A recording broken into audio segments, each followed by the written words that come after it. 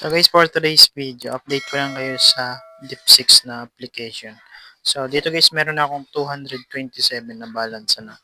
Ayan, so try natin ngayon magwi-withdraw tayo kung legit nga ba na makakapag-withdraw dito sa Deep6 na application. So bali nagawan ko na siya ng tutorial video kung paano ginagawa yung mga ways to earn niya. So, bali ilalagay ko na lang dyan sa ating description box yung previous video natin dito sa Deep6 na application. And then, para sa mga bago pa lang at wala pa nitong Deep6 na application, ilalagay ko na rin dyan sa ating description box at sa ating comment section yung download link nitong Deep6 na application. So, keep on watching lang guys. Try nating mag-withdraw. And so, click natin dito sa Philippines. And dito guys, nakasetup na yung GCash ko. So, dito sa withdrawal, meron siyang fee na 200 points. So, dito dapat meron kayong 10,200 na points para makapag-withdraw kayo na. So, ilang points nga ba yung balik tayo?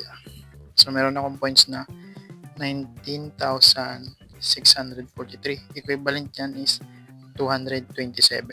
So, lagay ko lang yung points ko doon.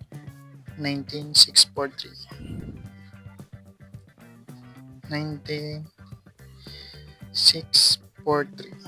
So, ayan.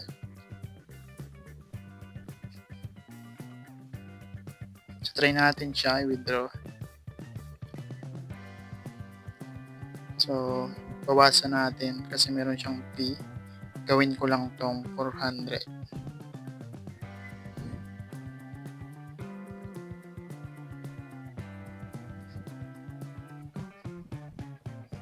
Ayan. So, ayan guys, submit successfully. So, hanapin natin yung history niya kung saan makikita. Ito. Ayan, success kagad guys.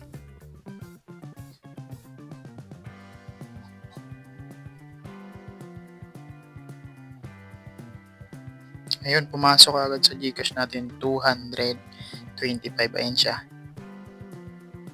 So, ang dali. Pumasok yung withdrawal. Segundo lang. Success kagad.